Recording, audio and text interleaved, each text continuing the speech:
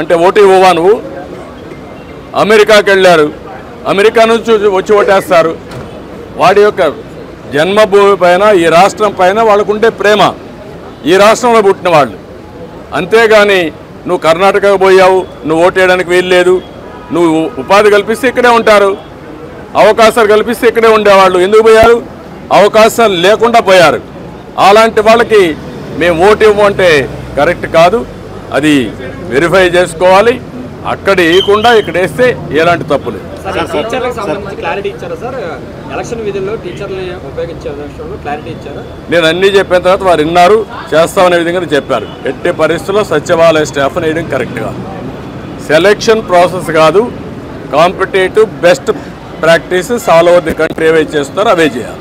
ఇప్పుడు election CEO మీకు నిన్న లెటర్ రాశారు, గతంలో దాని మీద మీరు సాటిస్ఫై అయ్యారా? లేదు, దాని మీద కూడా మేము చెప్పాం. నిన్నే పంపించారు, మేము వెరిఫై చేసుకుంటాం, మళ్ళీ మీ దృష్టి తీసుకొస్తామని చెప్పి. కొంతమంది కలెక్టర్ల మీద మీరు ఢిల్లీ వెళ్ళినప్పుడు కంప్లైంట్ చేశారు. ఇప్పుడు దాని మీద మళ్ళీ ఎంతవరకు యాక్షన్స్ లేవు అని పార్టీ ఏం చేయబోతున్నారు? ఈరోజు కూడా మళ్ళీ మేము చెప్పాం, ప్రతి ఒక్క ఆఫీసర్ పైన మేము స్పెసిఫిక్ ఎవిడెన్స్ ఇచ్చాం. దానిపైన లాజికల్గా యాక్షన్ తీసుకోవాలి, క్రిమినల్ ప్రాసిక్యూషన్ కూడా చేయాలి. సార్, ఇది ఇంకా తిరుపతి ఎంపీ ఎలక్షన్ నుంచి, బై ఎలక్షన్ నుంచే ఇది స్టార్ట్ అయింది సార్, ఫోకస్ అయింది కూడా. కానీ 2 years అయినా దీని మీద అవి కూడా ఇచ్చాం. మరి తిరుపతి బై ఎలక్షన్లో జరిగింది, గ్రాడ్యుయేట్స్ కాన్స్టిట్యున్సీ ఎలక్షన్లో జరిగింది, 2019 జరిగాయి.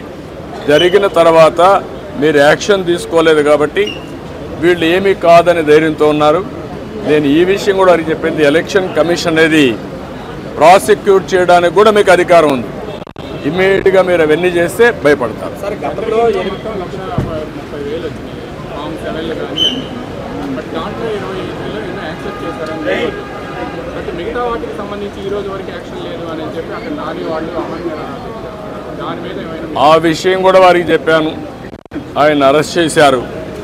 ఎవరైతే ఓటర్స్ బోగస్ ఉన్నాయని చెప్పి ఎక్కడికక్కడ పోరాడుతూ ఉంటే అది కరెక్ట్ చేయకుండా అతను అరెస్ట్ చేయడం అనేది ఎక్కడికి పోతానని చెప్పి అడిగాను.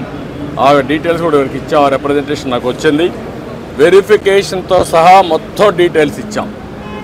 ఏ ఓటు ఎక్కడ వెరిఫై చేశారు, డూప్లికేషన్స్ ఎక్కడున్నాయి, సర్నేములు కానీ ఇవన్నీ, ఫోటోలు ఎక్కడున్నాయి, వేరే కాన్స్టిట్యున్సీలు ఎక్కడున్నారు, ఆ డీటెయిల్స్ అని వారికి హ్యాండ్ ఓవర్ చేయడం. సార్, మీరు గతంలో CEO గారికి 8 జిల్లాల కలెక్టర్లు కూడా సహకరిస్తున్నారు ప్రభుత్వానికి ఫిర్యాదు ఇచ్చారు. దాని మీద ఏమైనా యాక్షన్ తీసుకున్నారో, ఏమైనా గైడెన్స్ ఇచ్చారా? వారు చెప్పింది ఏంటంటే, మేము ఇంతవరకు కొన్ని యాక్షన్స్ తీసుకున్నాం, మళ్ళీ మీకు కమ్యూనికేట్ చేశాం.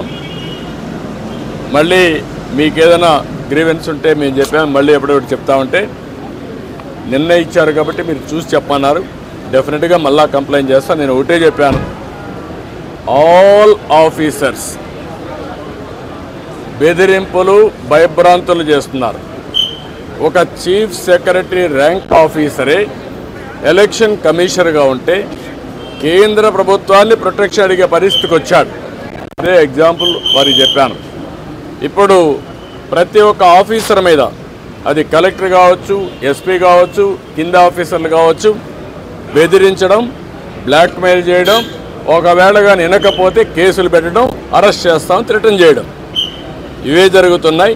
ఇలాంటి జరిగినప్పుడు మీరు ఫర్మ్గా ఉంటే తప్ప ఇక్కడ ఫెయిర్ ఎలక్షన్ జరగవని చాలా స్పష్టంగా చెప్పారు. సార్, అసలు టైం సరిపోతుంది అంటారు. అంటే చర్యలు తీసుకోవడానికి ఇంకా ఎక్కువ రోజులు ఉంది.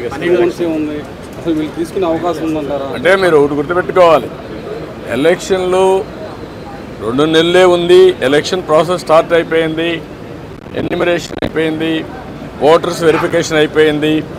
ఆ డేట్ కూడా ఈ నెల 24వ తారీఖు డేట్ కూడా ఇచ్చేశారు. ఇవన్నీ అయినాయి. కానీ ఫర్మ్గా ప్రతి ఒక్కటి ఎలక్షన్ కమిషన్ కానీ అనుకోకపోతే ఇంకా స్లిప్ అయ్యే అవకాశం ఉంటుంది. టైం ఇంకా మీకు తిరిగి రాదు. Election day is decided, polling day is decided, counting day కూడా డిసైడ్ అయిపోతుంది 2-3 రోజుల్లో. అది కాదు ఇక్కడ ఇష్యూ. వీళ్ళు ఎంత ఫర్మ్గా ఇప్పుడు ఇంతవరకు చేసిన ప్రాసెస్ ఎట్లుందో చూడడానికి వచ్చారు.